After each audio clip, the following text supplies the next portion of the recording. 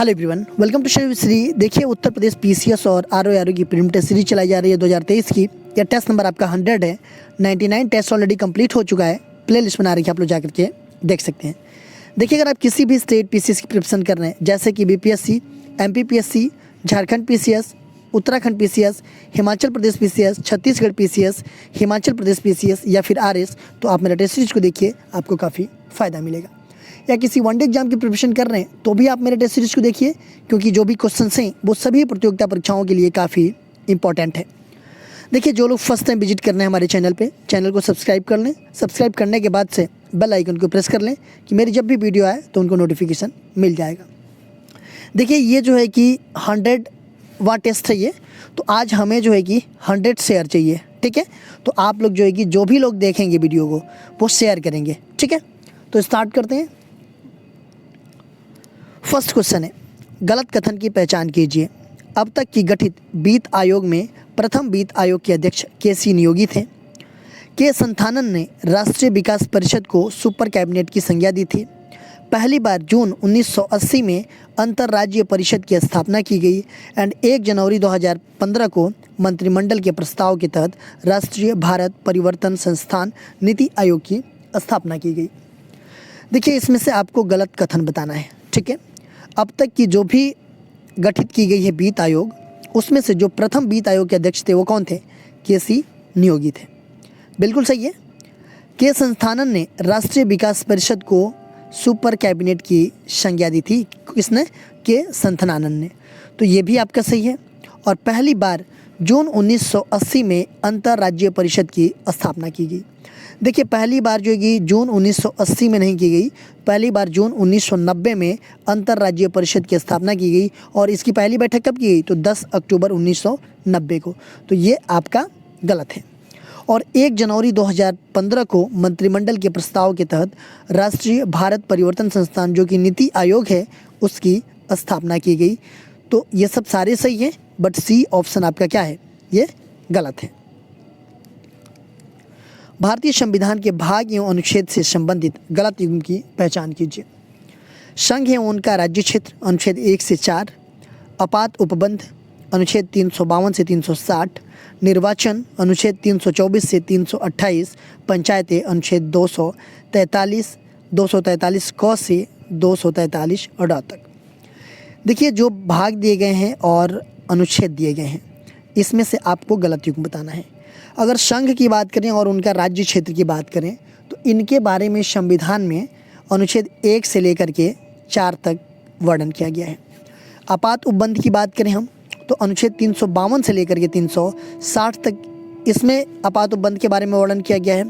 निर्वाचन की बात करें हम तो अनुच्छेद 324 से लेकर के 329 तक जो है कि निर्वाचन के बारे में वर्णन किया गया है। 324 से 328 तक नहीं, 329 तक है। देखिए, अगर हम बात करें भारत का निर्वाचन आयोग की, तो यह एक अस्थायी संवैधानिक निकाय है और इसकी स्थापना कब की गई थी? तो 25 जनवरी 1950 को की गई थी। और पंचायतें के बारे में जो है कि ये आपका अनुच्छेद 243 क से 243 अ तक। तो ये भी आपका सही है। तो इसमें गलत कौन सा है? तो ये सी ऑप्शन। भारत के संविधान में समवर्ती सूची की अवधारणा गृहीत की गई है।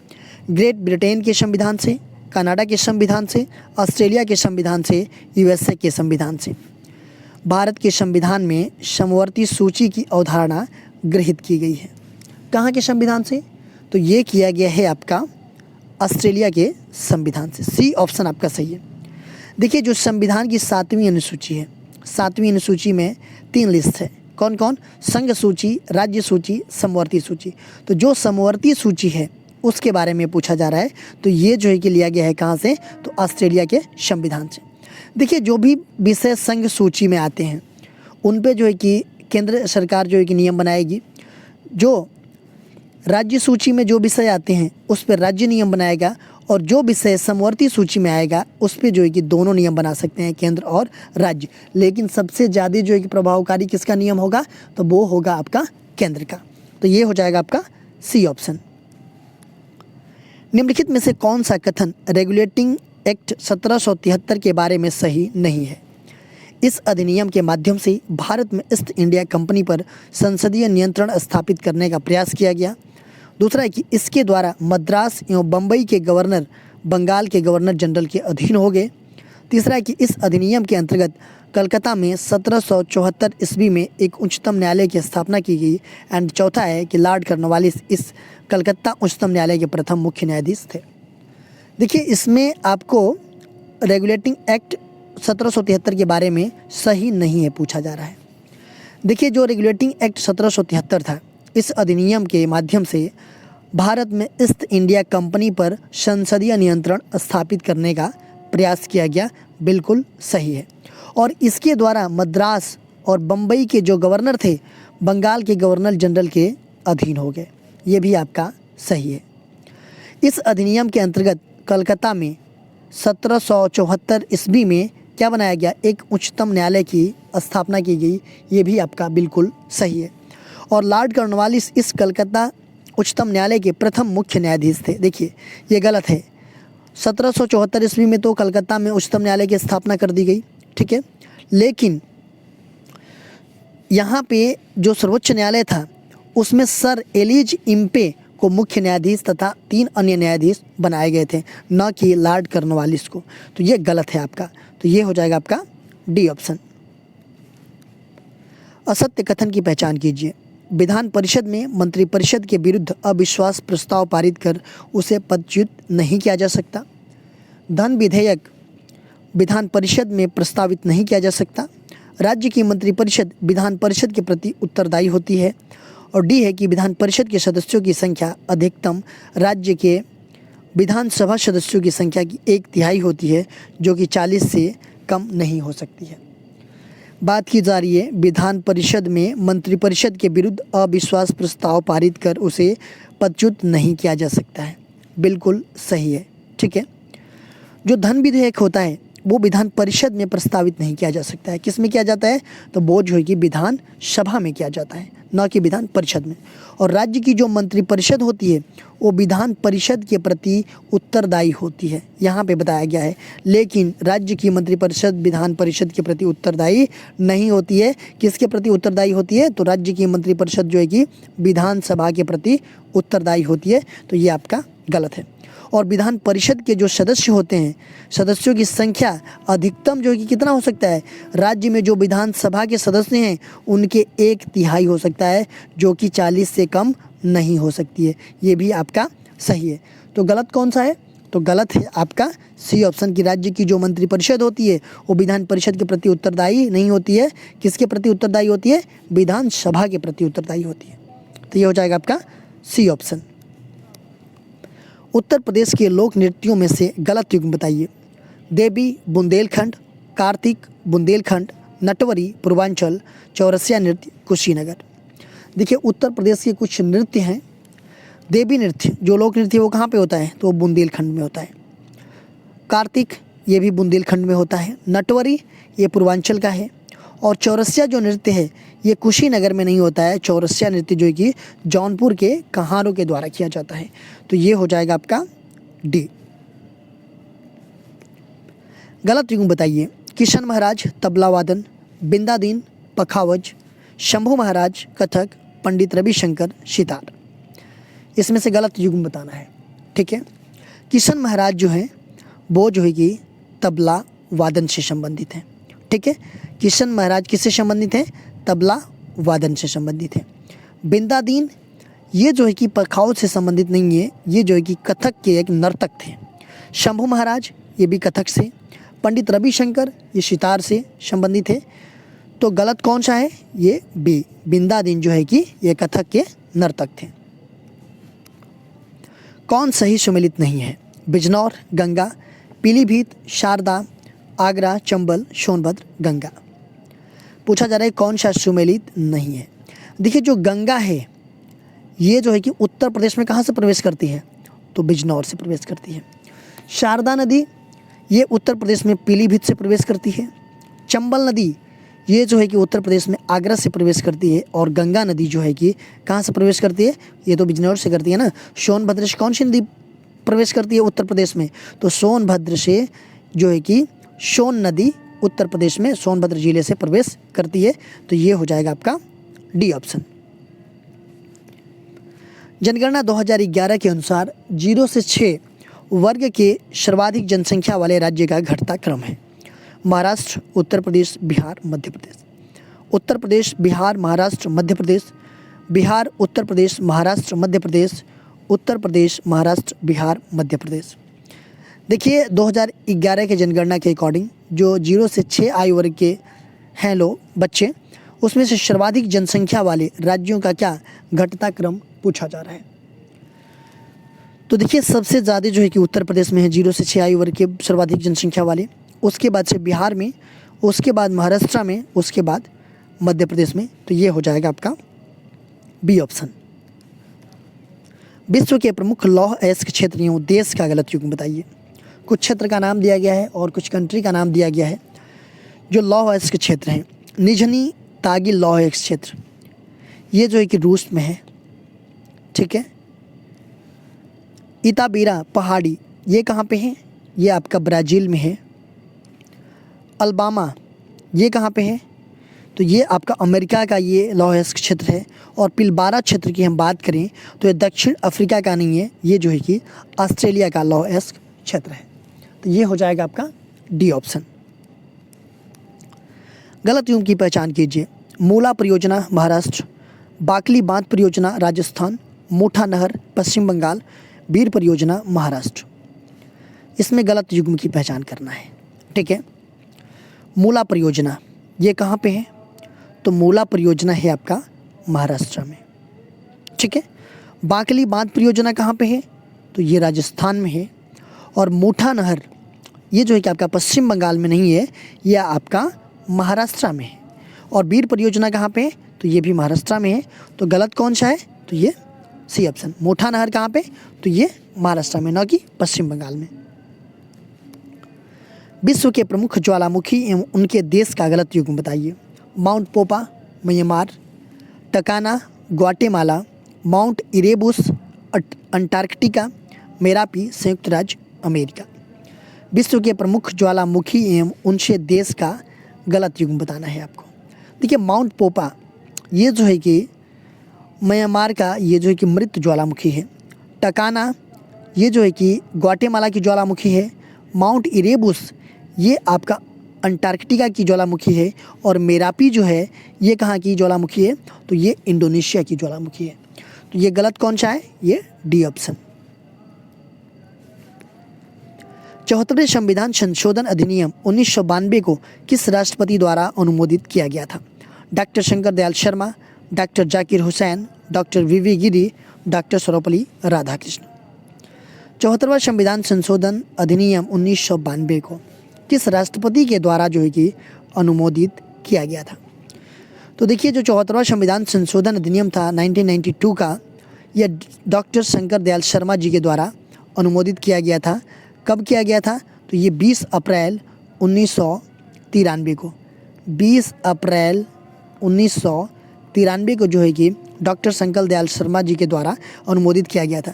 देखिए 74वें संविधान की अगर हम बात करें तो ये 1992 में करके जो अनुसूची 12 है उसमें तथा भाग 9 के क के अनुच्छेद जो है कि 243 पी से लेकर के 243 जेड ए जोड़ करके जो है कि नगरपालिका, नगर निगम तथा नगर परिषदों के गठन और संरचना से संबंधित प्रावधान किया गया इसमें। तो ये हो जाएगा आपका ए ऑप्शन। निम्न कथनों पर विचार कीजिए। दिल्ली दरबार का आयोजन 12 दिसंबर 1911 को किया गया। दिल्ली दरबार के समय भारत का वायसराय लॉर्ड मिंटो द्वितीय था। उपयुक्त कथनों में से कौन से कथन सही है? देखिए दिल्ली दरबार का आयोजन जो है कि 12 दिसंबर 1911 में आयोजित किया गया था, बिल्कुल सही है। और दिल्ली दरबार के समय जो भारत का वायसराय था वो कौन था? लॉर्ड मिंटो द्वितीय। देखिए लॉर्ड मिंटो द्वितीय नहीं था, दिल्ली दरबार के समय भारत का वायसराय जो कि लॉर्ड हार्डिंग था। देखिए अगर हम बात करें तो 3 बार जो है कि दरबार लगे थे, ठीक है।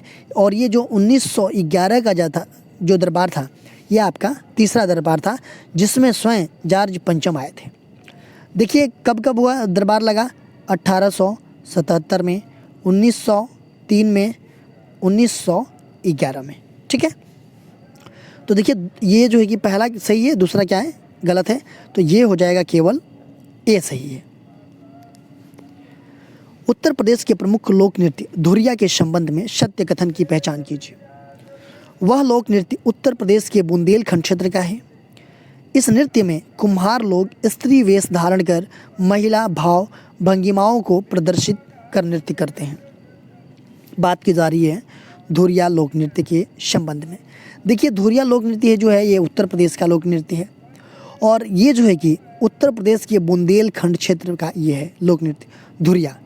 ठीक है, और इस जो धुरिया है लोक नृत्य, इसको जो कि कुम्हार लोग स्त्री वेश धारण कर महिला भाव भंगिमाओं को प्रदर्शित कर नृत्य करते हैं।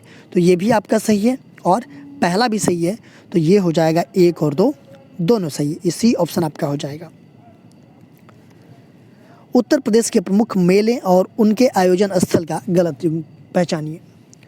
सोरो मेला एटा, कबीर मेला मगहर बस्ती, ऊंट मेला बरसाना मथुरा, मुड़िया मेला वृंदावन मथुरा। देखिए उत्तर प्रदेश की कुछ प्रमुख मेले का और उनका आयोजन स्थल का गलत युग बताना है। सोरो मेला कहाँ पे लगता है ये, तो ये लगता है आपका एटा में। कबीर मेला कहाँ पे लगता है, तो ये लगता है आपका मगहर बस्ती में। ऊंट मेला की अगर हम बात करें उत्तर प्रदेश में, तो उत्तर प्रदेश में ऊंट मेला जो है कि बटेश्वर आगरा में लगता है, न कि बरसाना मथुरा में। और मोडिया मेला जो है कि वृंदावन मथुरा में लगता है। तो गलत कौन सा है, ये सी ऑप्शन, ऊंट मेला जो है कि लगता है बटेश्वर आगरा में। उत्तर प्रदेश के दर्शनीय स्थल एवं उनकी अवस्थिति का गलत युग बताइए। सीताकुंड घाट सुल्तानपुर, देवी पाटन मंदिर बलरामपुर, लाल दरवाज़ा मस्जिद आगरा, रूमी दरवाज़ा लखनऊ। देखिए दर्शनीय स्थल और उनकी अवस्थिति का गलत युग बताना है। सीताकुंड घाट ये कहाँ पे है, तो ये है आपका सुल्तानपुर में। देवी पाटन मंदिर ये कहाँ पे है, तो ये बलरामपुर में है। लाल दरवाज़ा मस्जिद ये आपका आगरा में नहीं है, ये है आपका जौनपुर में। और रूमी दरवाज़ा आपका लखनऊ में है। तो गलत कौन सा है, ये सी ऑप्शन, लाल दरवाज़ा मस्जिद कहाँ पे है, तो ये आगरा में नहीं है, ये जो है कि जौनपुर में है। 1939 ईस्वी के भारतीय राष्ट्रीय कांग्रेस के त्रिपुरी अधिवेशन में सुभाष चंद्र बोस अध्यक्ष निर्वाचित हुए, किंतु उन्होंने त्यागपत्र दे दिया। इसके बाद किसे अध्यक्ष बनाया गया? Doctor Rajendra Prasad, doctor Sarvepalli Radhakrishnan, Vinoba Bhave, Madan Mohan Malviya. देखिए 1939 ईस्वी में भारतीय राष्ट्रीय कांग्रेस का जो त्रिपुरी अधिवेशन था उसमें जो कि सुभाष चंद्र बोस जी को निर्वाचित किया गया अध्यक्ष। ठीक है, लेकिन उन्होंने क्या कर दिया, त्यागपत्र दे दिया।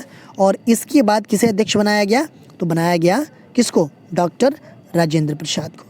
देखिए ऐसा हुआ कि सुभाष चंद्र बोस एक तरफ और इनके ऑपोजिशन में थे कौन, पट्टाभी सीतारमैया। ठीक है, तो सुभाष चंद्र जो है कि इनको पराजित कर दिए, पट्टाभी सीतारमैया को।